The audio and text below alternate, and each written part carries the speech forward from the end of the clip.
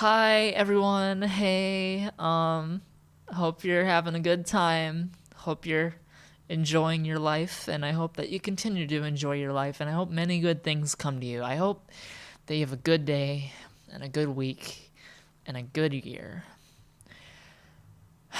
Today I want to talk about these guys that call themselves skeptics. I think they call themselves that. And I guess you could refer to them as the skeptic community on YouTube, but I don't know if they like to be called that, so um, I'll try to refrain from referring to it as a community, but it is this kind of collective group of YouTubers. Sargon of Akkad is an example, and The Amazing Atheist, Thunderfoot, Armored Skeptic, uh, Teal Deer is another one. Um, and a lot of these guys, they had a history of debunking creationism on YouTube and sort of ridiculing it. And I don't think ridicule is a very useful activity to engage in. I mean, it can be fun for the people that like that, but that's not really why I watched them. I didn't watch them because it was funny or because the people that they were making fun of were stupid or dumb, or anything like that. Like, I didn't hate the people they were talking about. Um, but I thought that it was important to refute some of the things that these creationists were saying. And I stopped watching these guys right around the time that I started to notice that they were all switching to feminism. It was sort of shocking because I hadn't really thought much about feminism in my life or in general at the time, and I was watching multiple YouTubers who were all talking about creationism and theology and sort of debunking the logic and the flaws of it.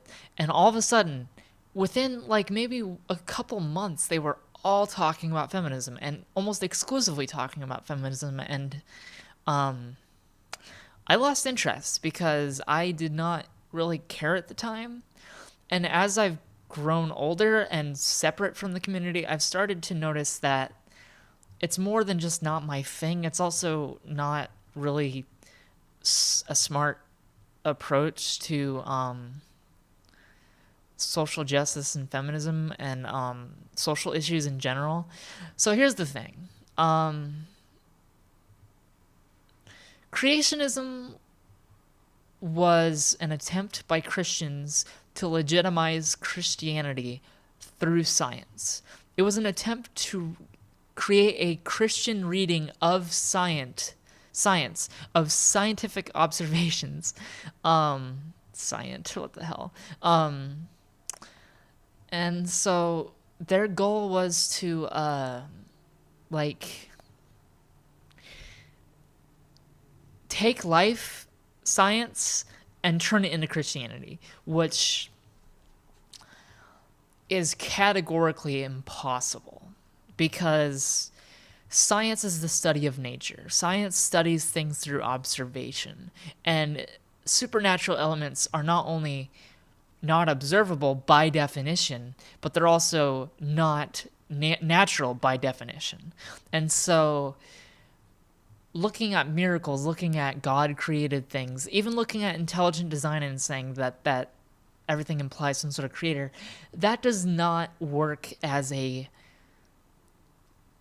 framework for understanding life science because it assumes a supernatural explanation, and supernatural explanations cannot apply to studying nature.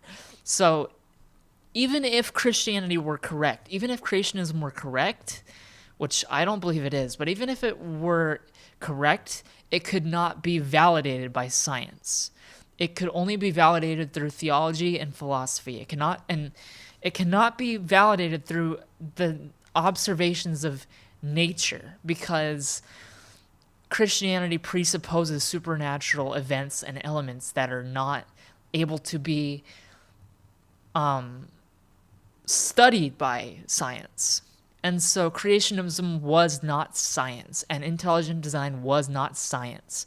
And making sure that these things were seen as not legitimate forms of science was important And that is important regardless of whether or not you believe in creationism, because the categorical mistake of confusing the two obfuscates both. So if you care about Christianity, you should not try to scientifically legitimize it. And if you care about science, you should not try to scientifically legitimize something that is not science. Here's the thing. Social science is science, but it's a different kind of science from life science. Life science deals with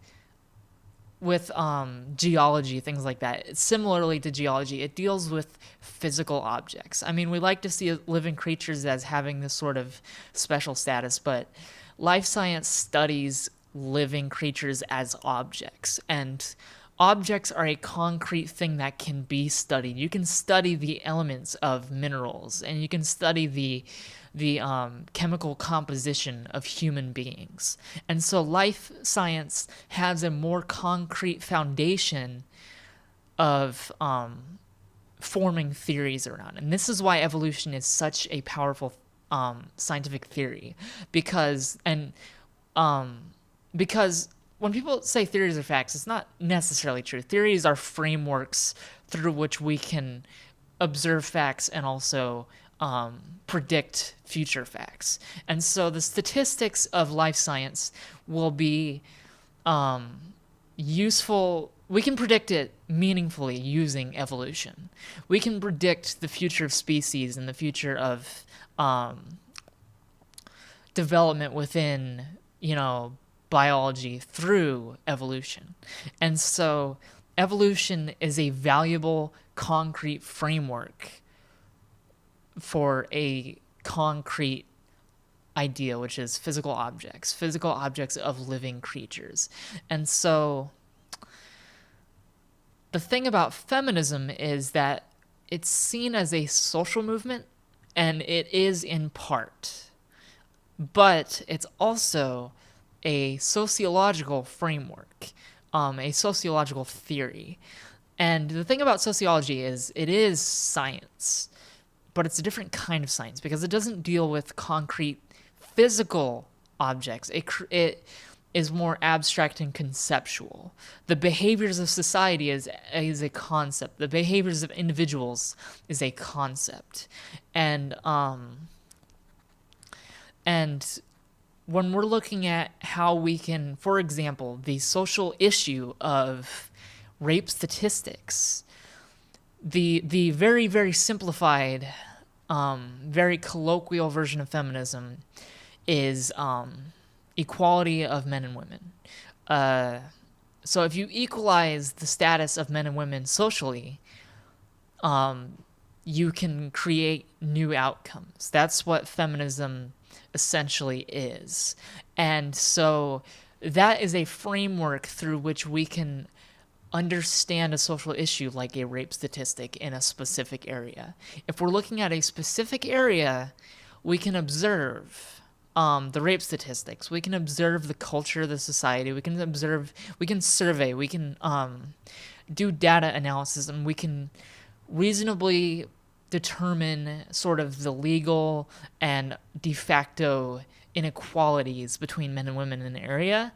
And then we can create a predictive model, which is feminism, where if we influence this area through equalizing men and women, then we can reduce, for example, rape statistics in that area. And the reason why feminism is sort of a sociological theory similar to evolution is because it's useful. We can demonstrate that it works. And so this is sort of why the shift from discussing creationism to discussing feminism was a bad idea, because feminism is not just a social movement. It's also a sociological framework that we can demonstrate has value. And it's one that is a big part of social science academia. And so when you're going up against feminism, unlike Christianity, where you're going up against them trying to take theology and put it into life science.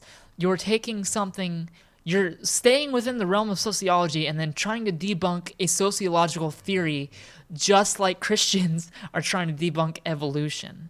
And so these skeptics, when they switched to feminism, they lost sight of sort of the scientific and data-based analysis of what's actually going on.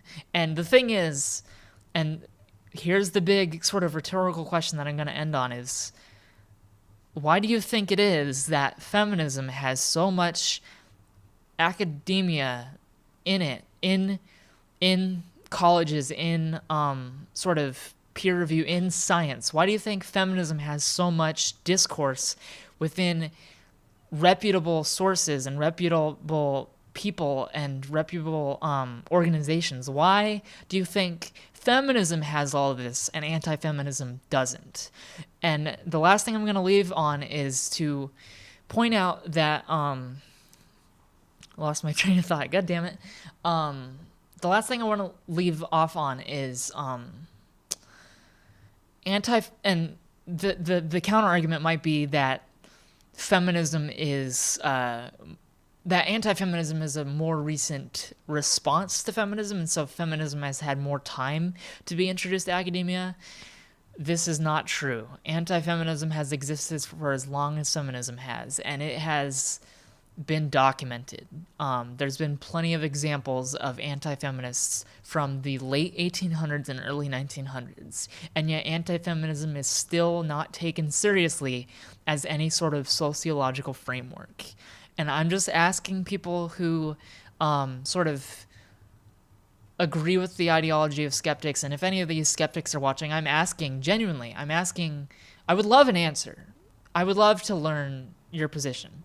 But I'm genuinely asking, why is it that feminism and anti-feminism, which has been around for pretty much as long as anti-feminism, why is it that feminism has sociological basis and anti-feminism doesn't? And please refrain from saying it's a conspiracy, because that's silly.